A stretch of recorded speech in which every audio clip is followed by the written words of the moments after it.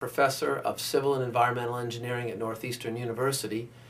For the last 30 years, I've been teaching, doing research in roadway design, traffic signal control, public transportation, and for the last 10 years, I've done a lot of work in the area of bikeway design, and I've studied bikeway design and bike safety in the United States, in Canada, and in Europe. I've studied the Laurier Avenue project that's been proposed for segregated bike lanes, and want to say three things about this project. First, that having segregated bike lanes really is a good idea, for which I commend the City of Ottawa.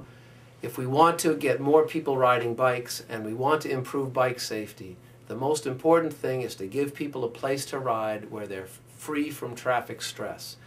And in a downtown area, the only way to do that practically is to take some roadway space and give people a segregated bike path, as you've planned to do there, and as many other cities in North America are beginning to do as well.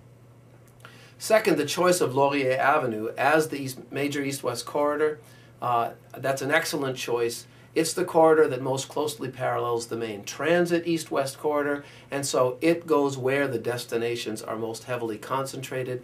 It's got the best connections on the west side, it's got the best connections on the east side, and furthermore, its level of traffic, with about 1,000 cars in the peak hour, is moderate to low for a downtown street with a cycle track.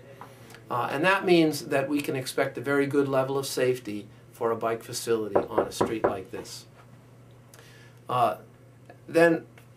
Third, the fundamental design of this facility is a sound design.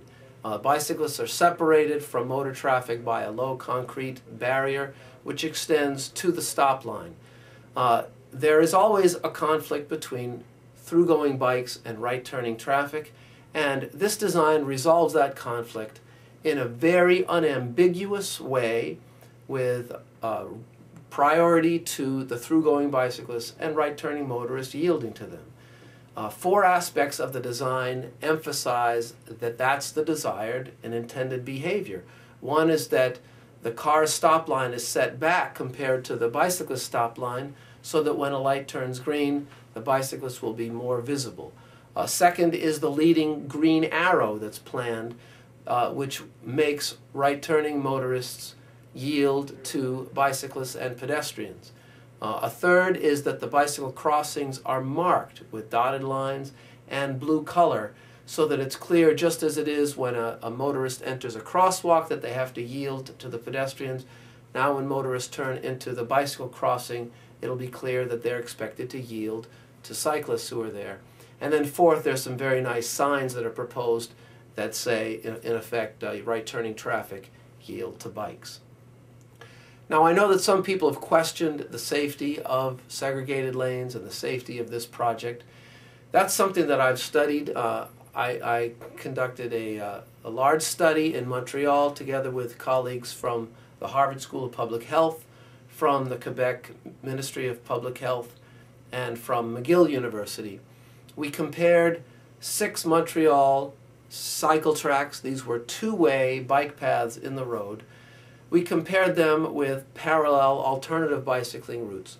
We had 9 years of injury data. We counted bicycles on all the facilities, and so we were able to do a risk comparison, and we found that for those 6 Montreal cycle tracks, the risk of bicycling in the segregated lanes was 28% less than the risk of riding in the street.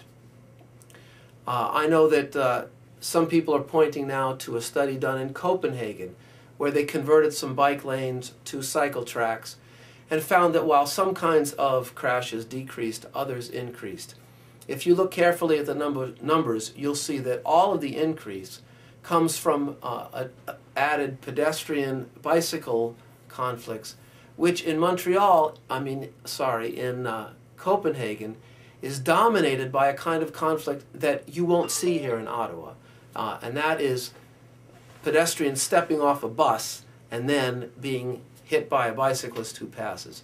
This is purely a Copenhagen problem, because they're the only place I know of that puts bus stops right on the edge of a cycle track and requires a bicyclist stop every time a bus stops.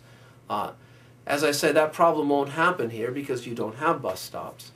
And so if you project honestly from the Copenhagen study what is expected here in Ottawa, it would not predict any increase in crashes. And remember, the Copenhagen study was comparing bike lanes to a conversion to cycle track. Compared to what's there today, which is no bike facility at all, we can expect a good improvement of safety on the Laurier Avenue project.